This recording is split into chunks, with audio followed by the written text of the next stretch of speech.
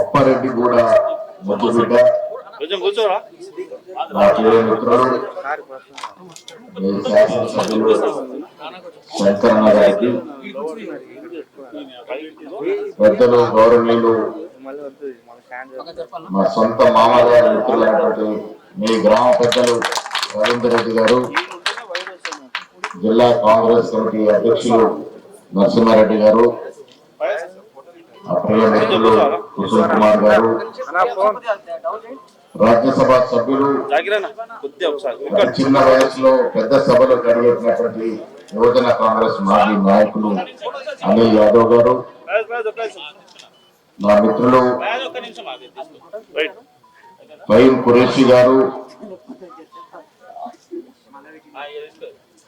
Sports authority chairman మిత్రులు శివసేన రెడ్డి గారు, Telangana foods committee chairman corporation chairman Abdul Faheem గారు, మాజీ శాసనసభ్యులు మా మిత్రులు ప్రతాప్ రెడ్డి గారు, మాజీ శాసనసభ్యులు గౌరవనీయులు కృష్ణన్న గారు, శివశంకర్ గౌడ్ గారు, జంగా నరసింహ గారు, వేదిక పైన అధికారులందరికీ, ప్రియ మీడియా సోదర సోదరులందరికీ కూడా, అదేవిధంగా అప్పారెడ్డి కూడా గ్రామ సోదరులకి, మహిళా సోదరులందరికీ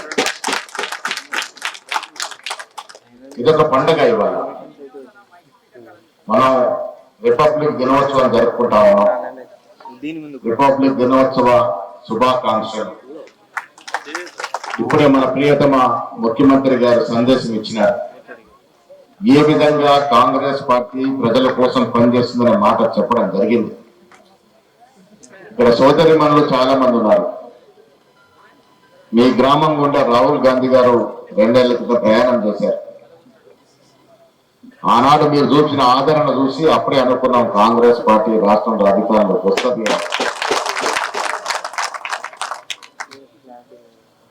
వాళ్ళ చిన్న గ్రామమైనటువంటి ఈ గ్రామంలో మనం ఎన్ని పథకాలు ఇస్తా ఉన్నామంటే దాదాపు 162 రేషన్ కార్డులు. అమ్మ మీ అందరు తెలుసు, కేసీఆర్ గారు మన ఉయ్యాలూగించుండు, నోరూరు నుంచి వాగ్దానాలు చేసిండు. అవ్వ అల్లుడు వస్తే ఎక్కడ పడుకుంటాడు అయినా సరే మనం ఏమనుకున్నాం, అప్పటికే 55 లక్షల ఇల్లు ఇచ్చిన కాంగ్రెస్ పార్టీ కంటే కేసీఆర్ ఇంత గొప్పగా ఇస్తారనుకుని ఓట్లేసినాం. 10 ఏళ్ళు పాలించిండు. ఏమిచ్చిండమ్మా మనకి? ఈ గ్రామానికి ఒక డబుల్ బెడ్రూమ్ వచ్చిందా? ఈ గ్రామానికి ఒక రేషన్ కార్డు వచ్చిందా? రేషన్ కార్డు ఎవరికి ఉపయోగపడుతుందమ్మా? బీద ప్రజలకి అనునిత్యం నిత్య అవసర వస్తువుల కోసం ఉపయోగపడే రేషన్ కార్డు కూడా ఇయ్యని పాపాన పోయింది కేసీఆర్. వీళ్ళెందుకు కాంగ్రెస్ పార్టీ అధికారంలోకి వచ్చింది? మీ అందరూ ఓటేస్తే వచ్చింది. మీరందరూ మాకెందుకు ఓటేశారు? కాంగ్రెస్ పార్టీ మీద నమ్మకం. కాంగ్రెస్ పార్టీ ఒక మాట ఇస్తే వెనక్కి పోదు అనే గట్టి భరోసా. అది సోనియా గాంధీ గారు నిలుపుకున్నారు. ఇలా తెలంగాణ రాష్ట్రం ఎట్లా వచ్చింది మనకి? సోనియా గాంధీ దృఢ సంకల్పం వల్ల వచ్చింది. ఒక్కసారి మాటిచ్చింది కరీంనగర్ సభలో. ఎన్ని అవాంతరాలు వచ్చినా, ఎన్ని అభ్యంతరాలు వచ్చినా, పార్టీ లోపల బయట ఎందరు వ్యతిరేకించినా తెలంగాణ ఇచ్చి తీరింది కాంగ్రెస్ పార్టీ. అది కాంగ్రెస్ పార్టీ నిబద్ధత. అందుకే ఆనాడు రేవంత్ రెడ్డి గారు, మీ పక్క మహబూబాబాద్ జిల్లా వాసి యువకుడు, పిసిసి అధ్యక్షుడు తర్వాత ఈ యువకుడు కేసీఆర్ ని తట్టుకోగలుగుతాడు, ఈ యువకుడు కేసీఆర్ ప్రభుత్వం దించగలుగుతున్న నమ్మకంతో ప్రజలు మమైక్యమై కాంగ్రెస్ పార్టీకి ఓటేస్తే ఇవాళ మీ దయ వల్ల కాంగ్రెస్ పార్టీ రాష్ట్రంలో అధికారంలోకి వచ్చింది. వచ్చిన మొదటి రోజున, ప్రమాణ స్వీకారం చేసిన మొదటి రోజున మీ అందరికీ ఉచిత బస్సు ఇచ్చింది. ఎంతమంది ప్రయాణం చేశారో మా బస్సులో ఇప్పటి వరకు? అమ్మగారింటికి గుళ్ళు గోపురాలకు తిరుగుతున్నారు కదా, ఎవరైనా టికెట్ అడుగుతున్నారా మీరు? ఇది మహిళలకు ఇచ్చిన బహత్తర స్కీము. ప్రభుత్వాలంటే ఏంటమ్మా? ప్రభుత్వాలంటే ప్రగతి పనులు పట్టుకోవడం, కార్లలో షికారు చేయడం కాదు. ప్రభుత్వం అంటే బీద ప్రజల కోసం పనిచేసేదే ప్రభుత్వం. ఇవాళ ప్రజాపాలనలో భాగంగా మీ గ్రామానికి వచ్చి మీ ఫలాలు మీరు ఎంచుకునే విధంగా మీ సమక్షంలో మీకు ఫలాలు వస్తా ఉన్నాయంటే ఇది కాంగ్రెస్ మార్క్ పాలన అనే మాట కూడా ఈ సందర్భంగా మనవి చేస్తా ఉన్నాను. కాంగ్రెస్ పార్టీ అంటే మామ, అల్లుడు, బిడ్డ, కొడుకు కాదు. కాంగ్రెస్ పార్టీ అంటే మహేష్ గౌడ్ ఉంటాడు, శంకరన్న ఉంటాడు, అనిల్ యాదవ్ ఉంటాడు, పైన కురేష్ ఉంటాడు. అన్ని జాతుల వారు, అన్ని మతాల వారు, అన్ని కులాల వారు ఉంటారు. అదే కాంగ్రెస్ పార్టీ. శంకరన్న కుటుంబంలో, నా కుటుంబంలో పిల్లలు రాజకీయాలకు రారు. ఇది కుటుంబ పాలన కాదు. ప్రజలతో వచ్చిన నాయకులే రాజకీయాలు ఏలుతారు. ప్రజలు మెచ్చిన నాయకులే రాజకీయాలు ఏలుతారు. ఇలా శంకర్ గారి స్థాయికి ఎందుకు వచ్చినాడు? రవీందర్ గారు చెప్తా ఉంటారు, పెద్ద ఆయన సర్పంచ్ గా మీకు సేవ చేస్తే, మీరు ఆదరిస్తే, మీరు ఆయన ప్రేమిస్తే ఇవాళ ఎమ్మెల్యేగా కాగలిగినాడు. గత ప్రభుత్వంలో ఏం జరిగింది? ఒక ఇల్లుకి ఎంత డబ్బులు అన్నారు? ఎంత డబ్బులు అన్నారమ్మా? ఇలా శంకరన్న ఒక్క రూపాయి ఎవరి దగ్గర తీసుకుంటున్నాడా? ఇది నిజాయితీ గల ప్రభుత్వం, నిజాయితీ గల ఎమ్మెల్యే అంటే. ప్రజలకి ఇబ్బంది లేకుండా, ప్రజలకు ఒక రూపాయి ఖర్చు లేకుండా ప్రభుత్వ ఫలాల్ని మీకు ఇస్తేనే అది ప్రభుత్వం. అందుకే కాంగ్రెస్ ప్రభుత్వం. ఇవాళ ఎమ్మెల్యే సీట్ల కోసం ఆఖరి వరకు పడిగాల్పు కాస్తా ఉంటాం. 2 సంవత్సరాల క్రితం ఢిల్లీలో రేవంత్ రెడ్డి గారు నేను కూర్చొని భోజనం చేసినప్పుడు షాద్ నగర్ శంకరన్నకి ఇస్తున్నామనే మాట చెప్పడం జరిగింది. ఎందుకు ఎంచుకున్నాం శంకరన్నని? ప్రజల్లో ఉండే నాయకుడు కావాలని, ఒక వెనుకబడ్డ తరగతి నాయకుడు ఇంత స్థాయికి వచ్చాడని, నిజాయితీగా పని చేస్తున్నాడని, సీట్ ఇస్తే గెలుస్తాడని నమ్మకం ఉంది కాబట్టి శంకరన్నకి ఇవ్వడం జరిగింది. అదే రీతిలో నిలబెట్టుకుంటా ఉన్నాడు. నేను కారులో వస్తున్నప్పుడు నా మిత్రుడు కుసుమ్ కుమార్ అడిగారు, ఎందుకు షాద్నగర్ ఎంచుకున్నావు, సిటీ పక్కన పోవచ్చు కదా అని. 4 కారణాలు చెప్పాను. శంకరన్న ఉన్నాడు, ఎందుకు వస్తున్నాం ఇక్కడ అన్నమాట. రాజకీయాల్లో చాలా మంది నాయకులు అవుతారమ్మా, యాక్సిడెంట్ కూడా నాయకులు అవుతారు, నిలువరు. నిజాయితీగా నిబద్ధతో పనిచేసి పైకొచ్చిన వాళ్ళే కలకాలం రాజకీయాల్లో ఉంటారు. ఈ అదృష్టం శంకర్ గారు మీకు శాసనసభ్యుడిగా ఉన్నారు. 4 విషయాలమ్మా. రేవంత్ రెడ్డి గారు ముఖ్యమంత్రి అయిన తర్వాత ఒక దృఢ సంకల్పం తీసుకున్నారు. ఏవైతే ఎన్నికలకు ముందు వాగ్దానాలు ఇచ్చామో, మనం 6 గ్యారంటీలు చెప్పాము.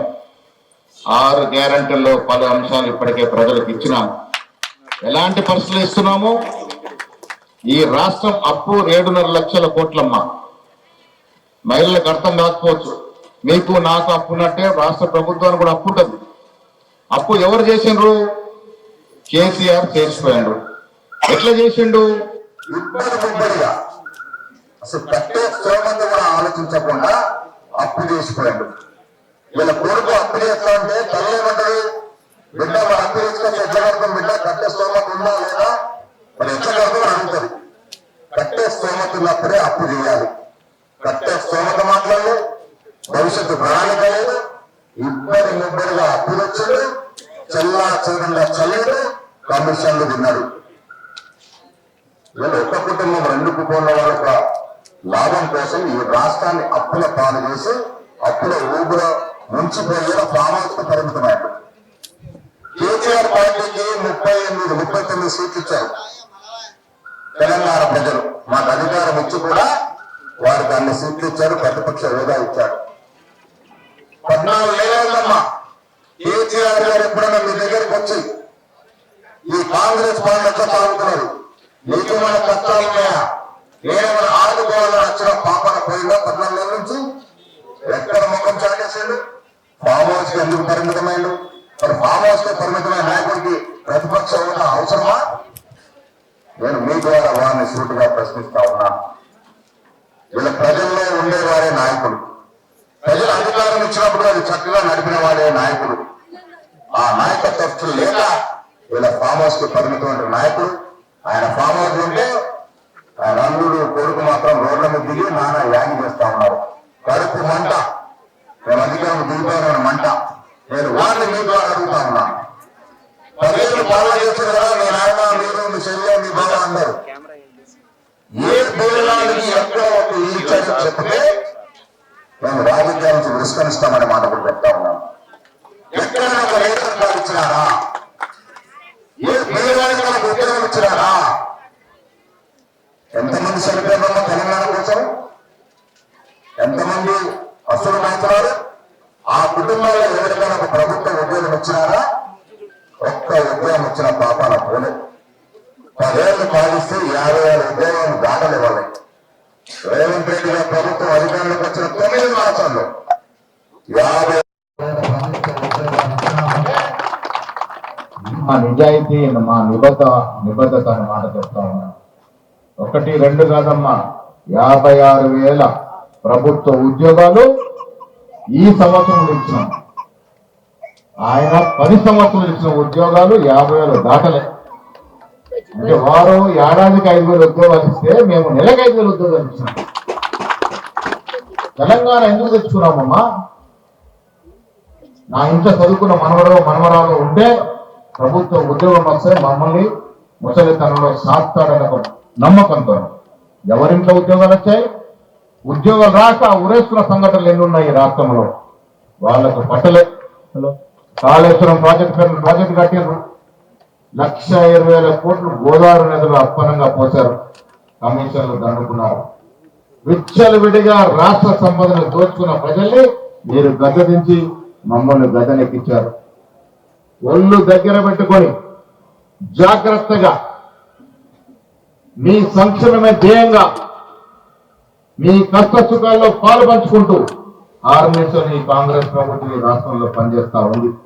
ముఖ్యమంత్రి గాని, ఉప ముఖ్యమంత్రి గాని, మంత్రులు గాని, మా శాసనసభ్యులు గాని, మా చైర్మన్లు గాని అనునిత్యం ప్రజల్లో ఉంటూ మీ కష్టాల్లో పాలు పంచుకుంటూ తిరుగుతా ఉన్నాం. ఇది మా బాధ్యత అనే మాట కూడా ఈ సందర్భంగా మనం చేస్తా ఉన్నాం.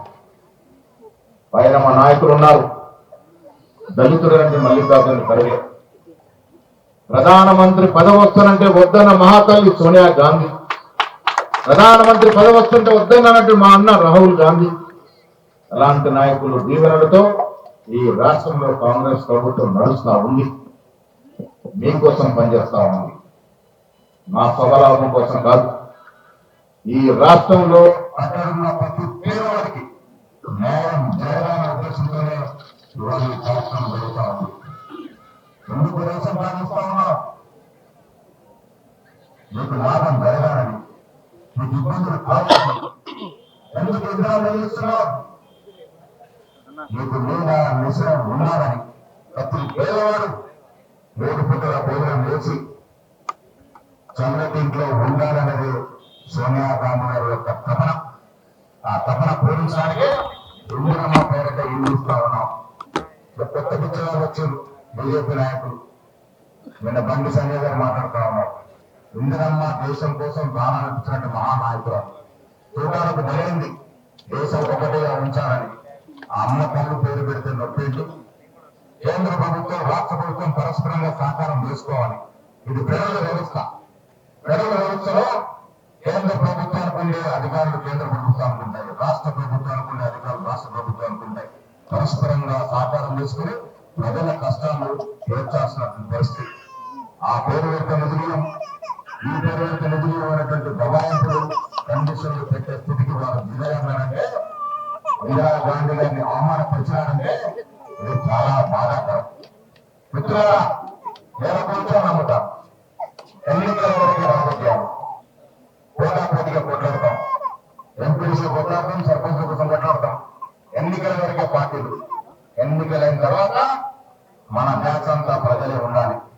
ప్రజల సమస్యల కోసం కలిసి పోరాడాలి. అది ఏ పార్టీ వలన కానీ గ్రామ సమస్య ఉన్నప్పుడు అధికార వద్దకు ఆ గ్రామ సమస్యలు తీర్చేందుకు అందరూ కలిసికట్టుగా పనిచేయాలి. ప్రధాన సమస్య ధ్యేయంగా ముందుకు పోయినానే మన దేశం, మన రాష్ట్రం బాగుపడుతుంది. తెలంగాణ రాష్ట్రంలో ఈ ఆచరణలో కాంగ్రెస్ ప్రభుత్వం నడుస్తా ఉంది. ఇందాక చెప్పే 7 లక్షల కోట్ల అప్పు, నెలకి 600,000 కోట్ల అప్పు వడ్డీ కడతా ఉన్నాం. అరపనులతో కార్యక్రమాలు చేస్తూ కూడా మీకు ఇచ్చిన మాట తప్పదని ఈ సంక్షేమ కార్యక్రమాలు మీ వద్దకు తీసుకొస్తా ఉన్నాం. రేవంత్ రెడ్డి గారు రావుతుంటే 1,78,950 కోట్ల పెట్టుబడి రాష్ట్రానికి వస్తా ఉన్నారు. చాలా మంది తెలుసుకోవచ్చు విదేశీ పెట్టుబడి ఏంటో నమ్మడానికి. విదేశీ సంస్థలు విదేశీ కంపెనీలు వచ్చి మన దగ్గర విదేశీ ఫ్యాక్టరీలు పెడతారు. మన పిల్లలు ఉద్యోగాలు వస్తాయి. 1 కాదు 2 కాదు 1,70,000 కోట్లు ఈ సంవత్సరం వస్తా ఉన్నాయంటే ఈ ప్రాంతంలో చాలా మందికి ఉద్యోగాలు వచ్చే అవకాశం ఉంటుంది. ఆ దిశగా ఒకవైపు అభివృద్ధి, ఒకవైపు సంక్షేమం, 2 కళ్ళగా కాంగ్రెస్ పార్టీ ప్రభుత్వం పనిచేస్తా ఉందనే మాట కూడా ఈ సందర్భంగా మనం చేస్తా ఉన్నాను. ఇంత చిన్న గ్రామంలో ఇంత పెద్ద లబ్ధి జరుగుతుందంటే ఎవరైనా ఊహించారా అమ్మా నేను అడుగుతా ఉన్నాను. ఇదే కాదు నేను నా ప్రెస్ మీట్లో చెప్తా, కాదు కానీ ఇళ్ళ నిరంతర ప్రక్రియ ఉండాలని, ఎప్పుడు ప్రజల అవసరం ఉంటే అప్పుడు దాన్ని వెసులుబాటు చేసుకోవాలని మీ ద్వారా ముఖ్యమంత్రి గారు కూడా విజ్ఞప్తి చేస్తా ఉన్నాను. ఎప్పుడు ఏ అవసరం వచ్చినా కమిషన్లు నిర్ణయించి ప్రజల కోసం ఉండాల్సిన అవసరం ఉంటుంది. మీ ద్వారా మీడియా ద్వారా ముఖ్యమంత్రి విజ్ఞప్తి చేస్తా ఉన్నాయి. వెసులుబాటు రావాలి. రాని వారి అర్హతలు ఉంటే డెఫినెట్ గా పాటించే దగ్గర అధికారులు కూడా ప్రయత్నం చేస్తుంది కోరుతా ఉన్నాను. ఎక్కువ సమస్యల వల్ల కొందరు రాకుండా కొంత రావచ్చు. నాలుగులో స్కూటీ అవుతుందని విజ్ఞప్తి చేస్తాను. గతంలో కూర్చోలేరు. శాసనసభ్యుల కోట, కార్పొరేటర్ కోట, ఎంపీటీసీ కోట ఉండదు. ఏమీ లేవమ్మా. ఇప్పుడు రేవంత్ రెడ్డి గారు నిజమైన పేదవాడిదే కోట. పార్టీలకు అతీతంగా ఏ పార్టీ వాడని ఏ పార్టీ సిబ్బంది బాధలేదు. నిజమైన పేదవాడు ఈ గ్రామంలో ఉంటే వారికి లబ్ధి రావాలి, వారికి సంక్షేమం రావాలి.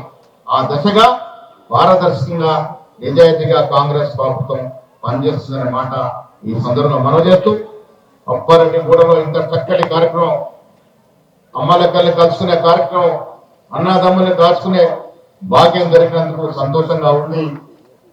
ఎల్లప్పుడూ కాంగ్రెస్ పార్టీ మా శాసనసభ్యుడు ఎల్లవెల్లా మీ కనుసరణలో పనిచేస్తాడు.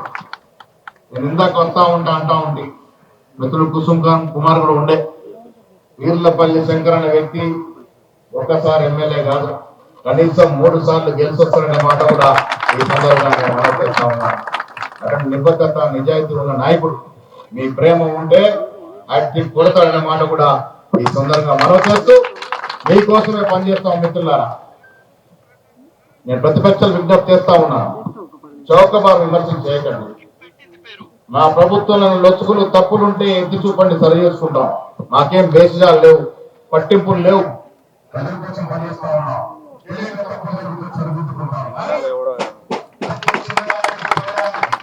రాజకీయ రంగంలో నిలిచి లబ్ధి పొందాలని, ప్రజలకు తీర్చడానికి ప్రజలకు చేరుకోవాలని, ఉన్నది లేనట్టుగా లేదు ఉన్నట్టుగా చెప్తే ప్రజలు క్షమించాలన్న మాట కూడా ఈ సందర్భంగా మనం చేస్తా ఉన్నాం. రేవంత్ రెడ్డి గారు కానీ మాట గెలిచిగా లేరు. ప్రజల కోసం ఒక మెట్టు దిగడానికి కూడా సిద్ధంగా ఉన్నాము. ప్రజల క్షయించే ధ్యేయంగా ముందుకు వచ్చిన కాంగ్రెస్ పార్టీ మీరు ఎప్పుడు కూడా ఆచరించాలి. ఏ పేరు తెలుసుకోండి. ప్రజల కోసం కాంగ్రెస్ పార్టీ ఏ విధంగా పనిచేస్తుందో పేరు తెలుసుకొని కితాబు వచ్చిందిగా అందరినీ కోరుతూ మధ్యలో కూడా శుభాకాంక్షలు తెలియజేస్తా ఉన్నాను. అది రేషన్ కార్డు కావచ్చు, ఇల్లు కావచ్చు, 15 తర్వాత వరంగా వస్తా ఉంది. అందుకే నేను మా పార్టీ చేయడం విజ్ఞప్తి చేస్తా ఉన్నా. ఇది పండుగ, ఇది పేద ప్రజల పండుగ. నిరుద్యోగుల పండుగ జరుగుతా ఉంది, మహిళల కోసం పండుగ, నిరుద్యోగుల కోసం పండుగ, ఇల్లు లేని వారికి పండుగ, కార్డు లేని వారికి కార్డు పండుగ. జరుపుకునేటువంటి అవసరం అన్నమాట. మీ అందరూ కూడా రాష్ట్ర కాంగ్రెస్ పార్టీ తరఫున ప్రభుత్వం తరఫున నాకు శుభాకాంక్షలు తెలియజేస్తూ సెలవు తీసుకుంటా ఉన్నా.